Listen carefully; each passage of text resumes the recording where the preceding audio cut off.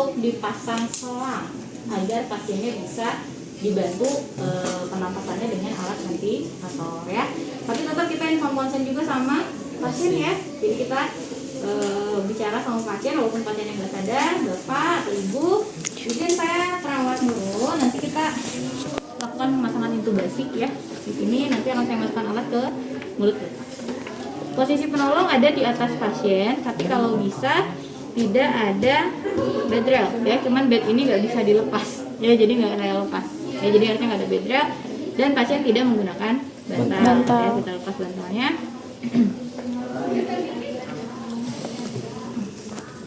Ini posisinya kita lihat dulu kondisi di dalam jalur nafasnya. Kalau misalnya ada sumbatan berupa cairan atau misalnya tadi ada benda yang menghalangi jalan nafas, berarti kita bersihkan dulu. Bisa pakai forceps atau bisa pakai suction, ya.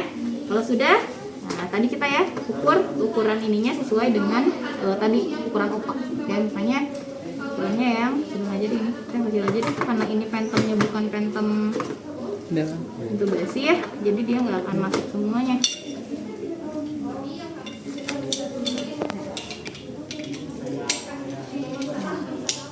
Nah, ini mah nantinya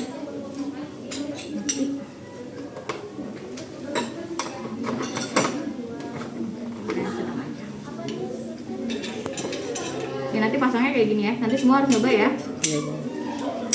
Tuh, nyala ya, pastikan sih lampunya sudah nyala. Nah, kalau melakukan tindakan, ini kita harus aba-aba nih ke asisten harus udah siapin intubasi ETT-nya. ETT yang udah dimasukin madrin ya. Jadi nanti Sadam sudah mulai pakai sarung steril, asisten yang satu lagi bantu untuk buka plastik. Nah, sok siapin dulu. Masih ingat pakai sarung steril kan? Udah dilihatin sama Sadam. Nanti batas yang hitam itu biasanya sampai batas si lubang saluran nafas ya. Sisanya mulut, makanya biasanya misalnya 1-2 cm.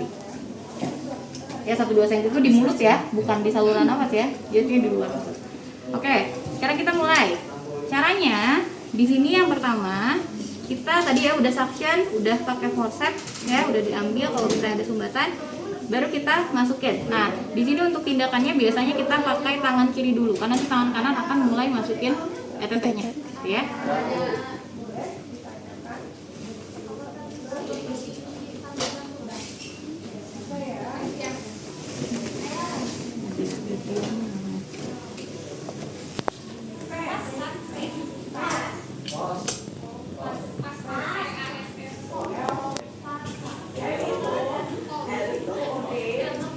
Kalau sudah masuk, ini cara teman-teman untuk membukanya bukan diangkat.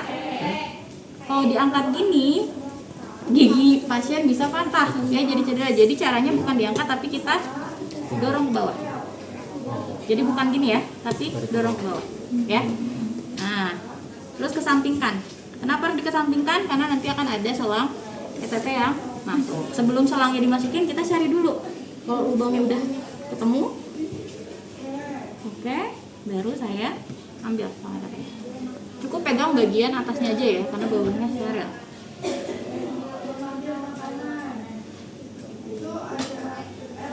Nah, ini juga sama pentomnya karena bukan pentom intubasi ya. Nah, jadi si selang hitam ini, selang hitam warna hitam ini, dia masuk sampai batas lubang saluran nafas. Biasanya kalau misalnya masuk semuanya, ini sisain segini, 1-2 cm ya, dari mulut. Kan ini masuk ke rongga berarti kan, tapi yang ini udah masuk ke saluran nafas. Ya udah bronkus berarti ya. Nah, ini masukin.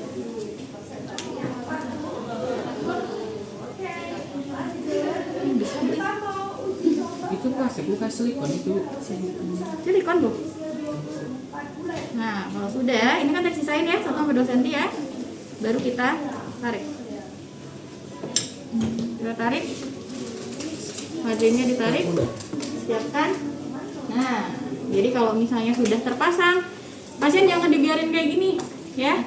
Karena tadi nafasnya sudah lewat selang, jadi harus kita pasang AUB. Nah, Kang, Kalau belum ada ventilator, terus begging, ya. Jadi kalau di IGD udah pasang intubasi, terpasang ETT, ventilator belum ready, ya belum siap, intubasi terus dilakukan. Hitungannya sama ya, 1.000, 2.000. Tapi pernah cobain amubek pada pasien belum? Belum ya?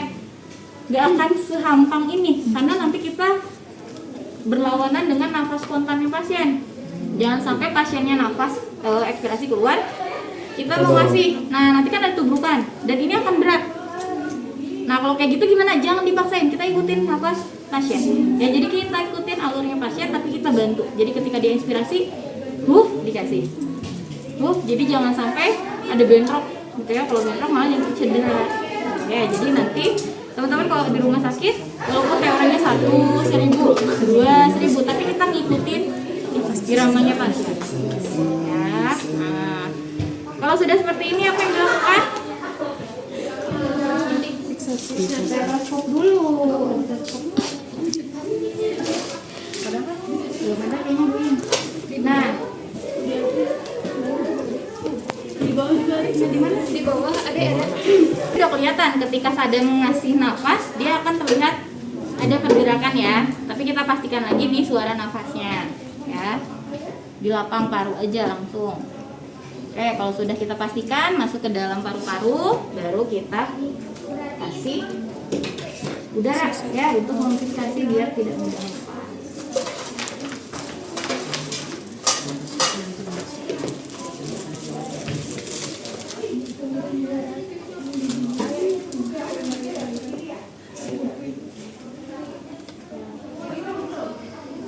Nah, kalau sudah, apa lagi yang dilakukan? Kita pasang airway. Ada yang tahu alasannya kenapa harus pasang airway? Kalau pasang ETT itu nggak akan ada yang di tengah teman-teman ya, pasti selalu di samping ya. Nah kita pasang airway di tengahnya. Kenapa harus pakai airway? Padahal kan Bu udah pasang ini ke paru langsung.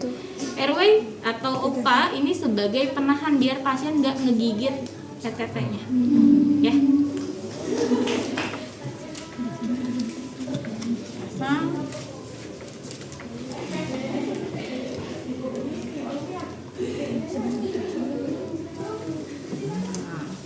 Kalau sudah baru kita fiksasi. Fiksasinya digabung nggak antara ETT dengan OPA?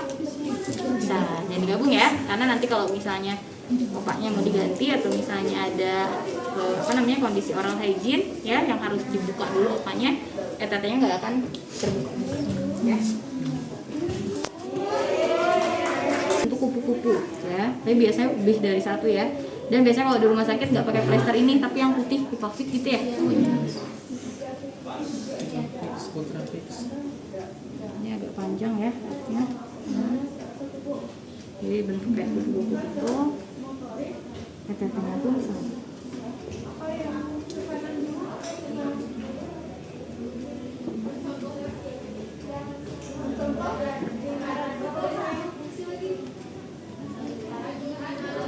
Kalau ETT biasanya diputer-puter dulu, baru dikupu-kupuin. Jadi harus agak panjang, ya. Biar dia terfiksasi dengan baik ya. Nah kalau sudah seperti ini apa yang harus dilakukan? Pasang ventilator. Kalau sudah ready ya, kalau belum ya berarti ya mau back dulu aja terus kayak gini ya. Karena di IGD itu nggak selalu ada ventilator yang langsung ready, apalagi kalau misalnya pas lagi banyak pasien gitu ya, ventilator itu rebutan sama pasien lain. Makanya dulu saya pernah pengalaman waktu residensi bisa sampai 3 jam saya ngelakuin ini. Ya, karena waktu saya mahasiswa jadi saya kerjain. Ya. Iya sampai dibawain ini apa? Kursi sama perawatnya, ini Neng duduk Neng katanya. Biar nyaman ya nyaman ya. Sampai 3 jam saya kayak gitu karena waktu itu di RSAS pasiennya lagi banyak, ventilatornya ada yang lebih prioritas lah istilahnya kayak gitu ya. Jadi dipakai sambil dia pasiennya ini nunggu ICU. Ya kan pasiennya hemodinamiknya ya, tadi tanda-tanda vitalnya, tekanan darahnya, respirasi rate-nya, heart rate-nya seperti apa itu kita pastikan. Jadi tetap dalam observasi. Kalau sudah ada ventilator, berarti kita siapkan modenya, ya mode yang cocok untuk pasiennya seperti apa, ya. Kita lihat nafas spontan pasiennya seperti apa, apakah benar-benar tidak berfungsi atau masih ada fungsi dari parunya tapi tidak maksimal. Ya. Hijau bisa dipijit bisa enggak ya? Ini kalau mijit itu berarti lagi narik. Ya, jadi kalau teman-teman mijit kayak gini berarti oksigen pasien ketarik tuh karena kita mulai menarik si sekret gitu ya. Nah, ini jadi harus hati-hati sama tombol ini ya. Terus di sini nah, teman-teman pernah tahu three-way kan?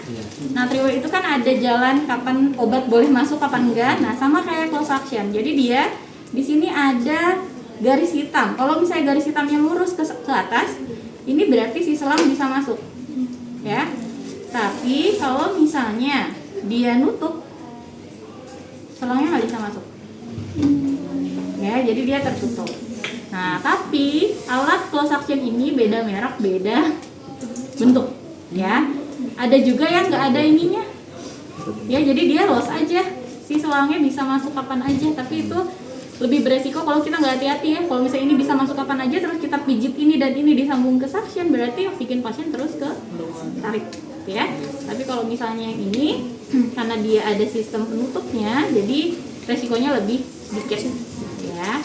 Oke, terus apa lagi ya? Oh, ini dia ada dua saluran teman-teman ya. Close suction ini ada dua saluran. Yang satu dia bisa masuk ke ETT, satu lagi disambung ke ventilator. Nih, kayak selang ventilator itu yang kayak gini. Tahu mainan anak kecil? Nah, itu selang ventilator tapi panjang biasanya kalau selang ventilator ya. Ya kayak pembuangan mesin cuci ya. Kayak gini. Jadi nanti dari selang ETT ini konektornya ke dua arah ya, dari si suctionnya ini bisa ke ventilator, bisa ke suction. Jadi kalau pada pasien nggak sadar, si selang suctionnya ini akan terurai kayak gini di badan pasien. Ya, jadi kalau misalnya nanti teman-teman ngelihat pasien ada selang kayak gini di tubuhnya, ya jangan so ide untuk menirisih buka ya, bukan ya. Ini adalah close suction untuk memudahkan perawat ketika pasiennya sudah mulai grok-grok. Ya, jadi kalau misalnya sudah terpasang kayak gini, ini sebenarnya tindakannya bersih aja, gitu ya, karena nggak ada tindakan apa-apa. Ini kan di dalam, kecuali saat pemasangan. Pemasangannya ini harus steril. Ya, jadi saat pemasangan harus menggunakan sarung tangan steril, atau kalaupun tidak menggunakan sarung tangan steril, dari bungkusnya kita hati-hati aja, jangan sampai ininya kelewat-lewat gitu ya, langsung dimasukin ya ke disambung. Terus apa lagi? Oh, ini Bu, kalau cara bilasnya kayak gimana? Kalau misalnya yang open kan itu langsung ya bilas.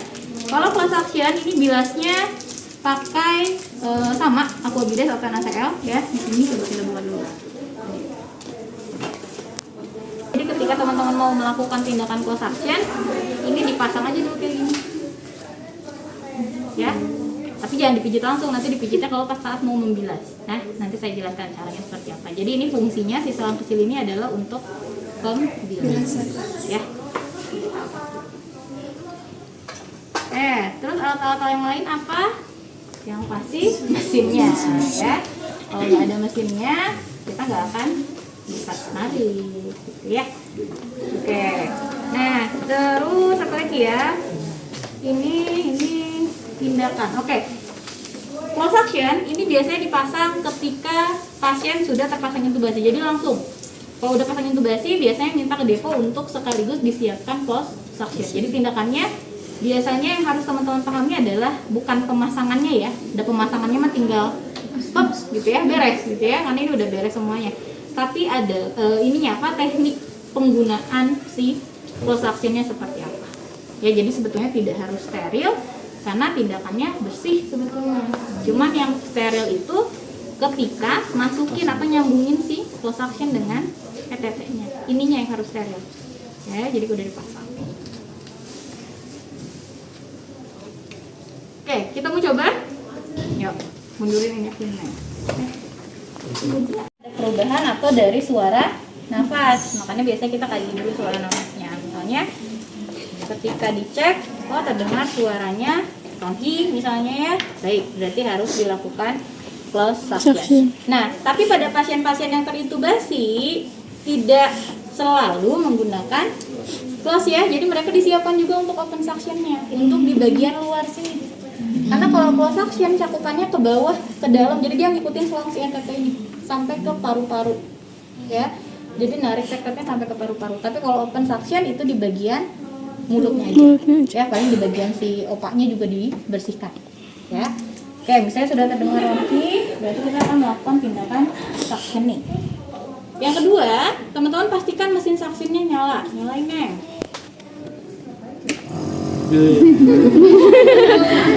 Oke, udah nyala ya. Coba dipegang, nyedot nggak? Itunya. Nyedot ya. Oke, sok matiin dulu.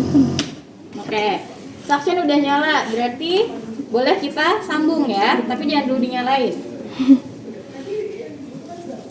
Sambungnya di bagian bawah ini ya.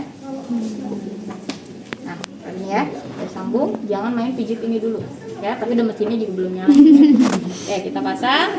Yang ketiga, kita harus pastikan gini, kalau kita suction kan berarti kita itu mencuri oksigen di dalam tubuh pasien ya. Nah, kalau pasien di ICU atau pasien terpasang ventilator, itu kan ada monitor atau di ventilatornya itu ada saturasi oksigen pasien. Biasanya kita setting saturasinya itu 97 atau 98. Nah, kalau mau melakukan suction, saturasinya kita naikkan ke 100%.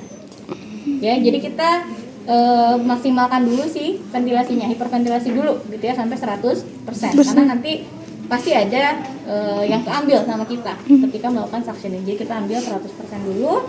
Nah, baru setelah itu kita lakukan tindakan suction.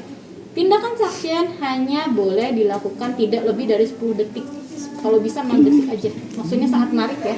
1, 2, 3, 4, 5, 6. Oke. Nah, sekarang kita mulai coba. Nyalain, Neng. Jangan lupa ininya dibuka ya. Ya. Buka. Kita masukin. Kita tarik sambil dipijit. Lepas. Ya. Masukin lagi. Sambil dipijit. Lepas. Ya, jadi dipijitnya ketika dia masuk ya. Tadi ada yang ketinggalan. Sorry. Ini kita siapin di sini. Atau mau belakangan juga nggak masalah sih. Cuma enaknya di depan ya, jadi udah ceper. Nah, ini simpan aja kayak gini. Ya, biasanya udah. Nah, kalau misalnya sudah, ini tutup dulu. Kita cek lagi suara nafas. Ya, kalau misalnya selama ini nggak dipijit, dia nggak akan narik. Ya, jadi dia hanya narik ininya aja. Cek lagi suara nafasnya. Oh, ternyata ketika sudah didengarkan, suaranya masih ronhi misalnya ya. Oke, berarti harus dilakukan lagi Suction. ya. Dilakukan lagi suctioning. Ini buka dulu.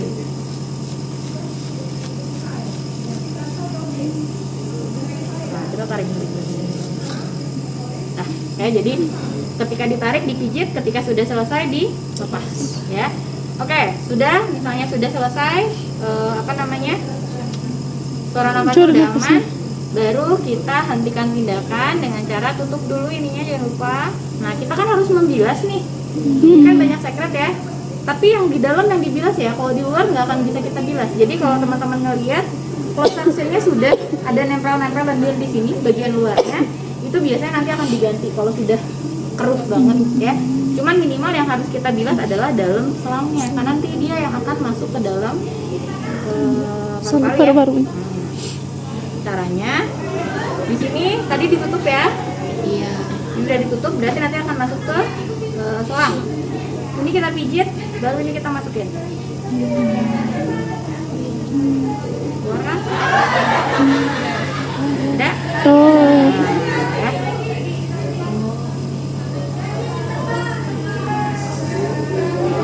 Naik nggak? Naik ya? Ya, kalau sudah misalnya ini masih kotor, kelihatannya di sini masih ada yang nyangkut-nyangkut, berarti diisi lagi misalnya sama NaCl. Oke, diisi lagi atau komdes. Nanti kita masukin lagi. Ini sebenarnya nggak ditekan juga, ketika ini dipijit dia turun sendiri. Ya, karena udah ada tarikan. Salah. Ya, tekanannya kurang tinggi nih, naikin ya. Putar. Nah, Cepet. ya. Oke, kalau sudah matikan mesinnya. hasilnya. Pasang ini juga dilepas. Sip. Simpan dekat pasien, biarkan seperti ini. Jadi biasanya selang suction itu disimpan di badan pasien. Jadi nanti kalau misalnya ketutup sama selimut, teman-teman pas buka ini apa ya kok panjang gitu ya. Cabut. Ini adalah suction. Jadi sebetulnya kalau perawat ICU mau nge-suction lebih mudah ini dibandingkan open. Ya. Iya. Kalau open kan harus benar-benar bersih, Bersih, gitu ya. steril. Nah, kalau ini ya udah tinggal aja langsung tindakan pakai sarung tangan bersih, tindakan. Nah, kalau misalnya sudah ternyata di sini ada suara gargling. Oh, berarti sekretnya ada di luar, kan nggak mungkin pakai ini ya. Baru kita pakai open suction. Cuman ada yang nanya, Bu, kalau open suction boleh nggak selangnya masuk ke opa? Boleh nggak? Boleh. Ya. Kan kita nggak tahu di dalamnya itu gimana kalau ada sekret yang menghalangi si jalan opa itu ya. Jadi kita masukin juga aja begini, bersihin ya, terus bagian mulut lainnya sampai tidak terdengar suara gargling. Ya, sampai sini bisa dipahami? Ada yang menanyakan dulu? Suctioningnya berapa lama? Apa? Kalau untuk suctioning itu kita lihat kondisi pasien. Jadi kalau misalnya kira-kira tidak ada indikasi harus dilakukan suction, perlu. Tapi kalau pasien nggak sadar itu biasanya ada respon tubuh dengan tadi hipersaliva atau misalnya ronsi ya, karena tadi dia bermasalah pakai ventilator, paru-parunya ini biasanya sudah mulai dipenuhi oleh si sekret tadi, sehingga harus kita bantu pakai Suction. Jadi kalau bisa sih intens ya, biasanya 3 jam sekali itu lakukan suction gitu ya. Tapi kalau misalnya pasien-pasien dengan resiko ketidaknormalan status oksigenasi itu biasanya dibatasi suctionnya. Tadi lupa ventilatornya dibalikin lagi ke 97 ya, 97 98. Oh, udah beresnya. Kalau udah beres balikin lagi ya. Karena tadi mah kan ngebantu aja, takutnya ada. Ya, jadi tadi itu ya. Kalau misalnya pasiennya punya indikasi dia ada kesulitan untuk tadi ya, oksigennya turun gitu ya, ngedrop turun, itu suctioningnya dibatasi. Biasanya kita bantu dengan fisioterapi dulu. Ya, nanti kalau udah baru suction biar sekaligus keluar gitu. Ya. Atau ada juga kejadian ketika suctioning ternyata yang keluar darah, ternyata sudah ada pendarahan misalnya ya. Nah itu kalau kayak gitu dihentikan, jangan dilanjutkan ya. Kita harus observasi lebih lanjut. Ini darahnya dari mana nih? Ada pendarahan di mana? Oke? Kalau semisal MPCL-nya maksudnya malah ke sana lupa nutup. Nah itu yang bahaya. Apa yang terjadi? Aspirasi. Nah, jadi penumpukan cairan di paru-paru. Makanya ini harus hati-hati. Kalau yang kayak gini, ini sebenarnya kalau misalnya teman-teman pasang NaCl nih ya, mana tadi?